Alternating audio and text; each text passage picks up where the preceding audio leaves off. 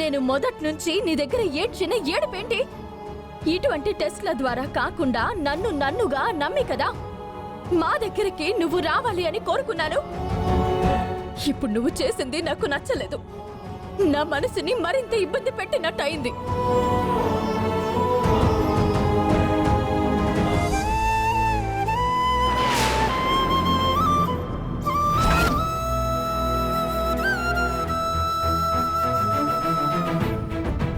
అవని నన్ను యాక్సెప్ట్ చేయలేదు.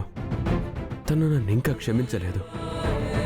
ఈ సమయంలో తన ఇంట్లోకి వెళ్ళడం కరెక్ట్ కాదు. బయట ఎక్కడైనా ఉంటాను. అవనికి నా మీద ఉన్న ద్వేషం అంతా పోయి మనస్ఫూర్తిగా అంగీకరించిన తర్వాత అప్పుడు వస్తాను.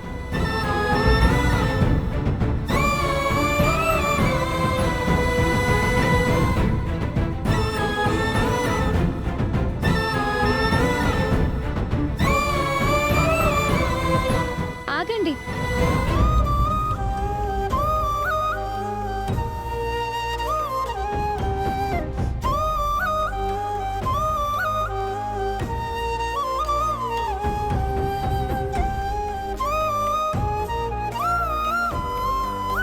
ఆ ఇంట్లో గొడవపడి కోపంతో బయటకు వచ్చేసారు కదా? అవునమ్మా, కానీ కోపంతో కాదు, బాగా ఆలోచించే వచ్చేశాను. అవని దగ్గర చోటు ఉంటుందనుకొని వచ్చాను. మనసు అంగీకరించక వెళ్ళిపోతున్నాను. ఉందామని వచ్చిన వారు మరెందుకు వెళ్ళిపోతున్నారు?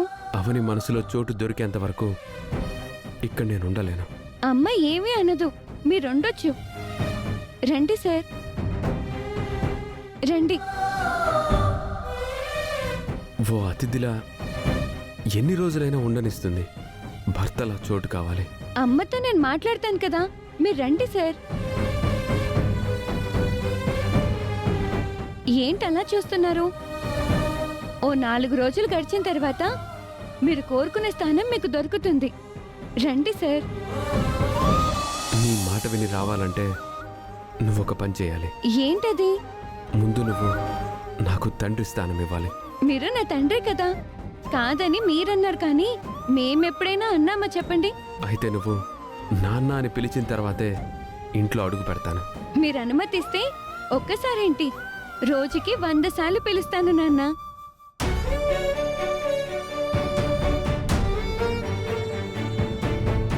నీ దగ్గర పిలవకపోయినా రోజులో ఎన్నోసార్లు అమ్మ దగ్గర నాన్న నాన్న అని అంటుంటాను నాన్న.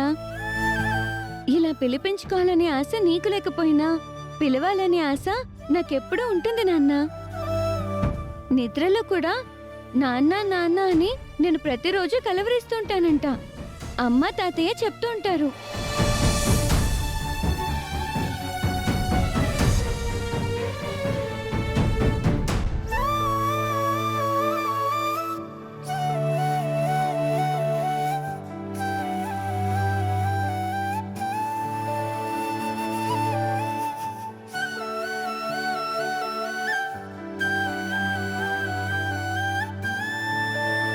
నాన్నవి కాదు అన్నావు కదా నాన్న.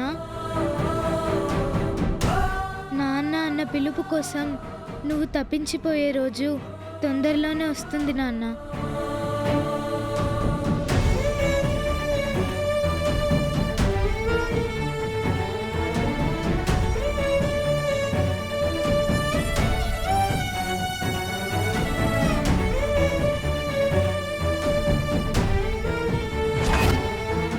రోజు మేమంతా కలిసి మూర్ఖంగా ప్రవర్తించి మిమ్మల్ని ఇంటి నుంచి బయటికి గంటేసినప్పుడు నాన్న అన్న పిలుపు కోసం తప్పించిపోతావని నువ్వన్నావు. అదే నిజమైంది. నువ్వే గెలిచావు, నేను ఓడిపోయాను. నాన్న ఎప్పుడూ ఓడిపోడు, పిల్లలను గెలిపిస్తుంటాడు. ఏ పిల్లలకైనా నాన్నే దైవం, నాన్నే హీరో.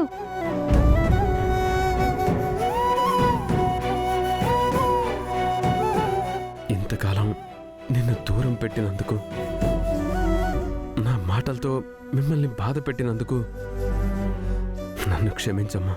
అంత పెద్ద మాట అనకండి నాన్న. ఇంట్లోకి వెళ్దాం రండి.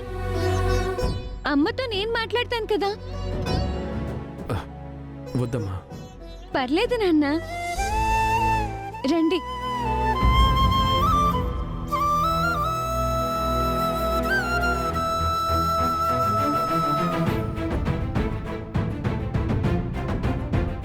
అమ్మ అంగీకారంతోనే లోపలికి వస్తానన్నావు కదా, అయితే పిలుస్తానుండు. అమ్మా, అమ్మా.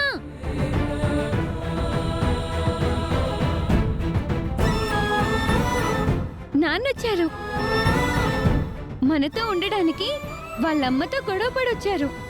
నువ్వు లోపలికి రానివ్వవని బాధపడుతున్నారు. నాన్న నువ్వు లోపలికి పిలవాల్సిందే, లేదంటే నేను ఊరుకోను. ఊరుకొక్క ఏం చేస్తావు? తర్వాత తెలుస్తుంది నీకు. అక్షయ, నేను వెళ్ళిపోతానులేమ్మా. అమ్మ నిన్ను రానివ్వకపోతే నువ్వు నేను బయటికి పోయి ఏ చెట్టు కిందో ఉందాం. ఏంటే ఎక్కువ చేస్తున్నావు? ఇంతకాలం నాతో ఉండి మీ నాన్న రాగానే పార్టీ మారిపోయావా? ఆడపిల్లవనిపించావు. నాన్న మనతో ఉండడానికి ఒప్పుకుంటావా లేక ఒప్పుకోవా? లోపలికి పిలుస్తావా పిలవ్వా? ఎప్పటికైనా మీ నాన్నతోనే కదా నా జీవితం. అమ్మ అంగీకరించేసింది.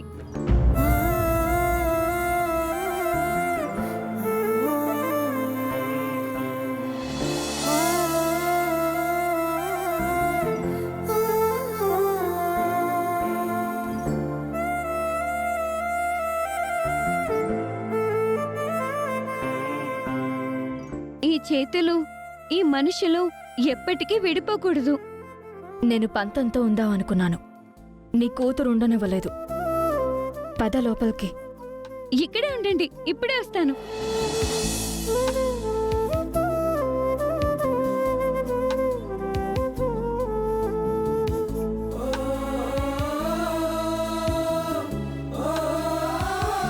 హారతిచ్చాక లోపలికొద్దురు.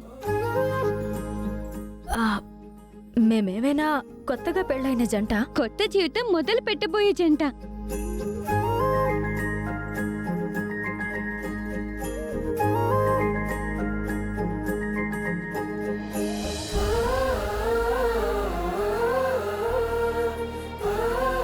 ఇప్పుడు రండి, కుడికాల లోపల పెట్టి రండి.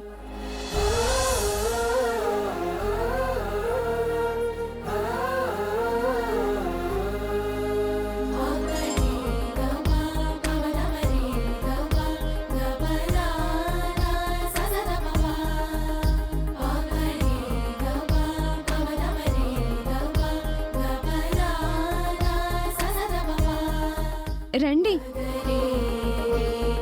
ఇదంతా జరిగిందంటే అందుకు కారణం మీ అమ్మవారే. మన మధ్య ఇంకెప్పటికీ దూరం రాకూడదని దండం పెట్టుకుందాం.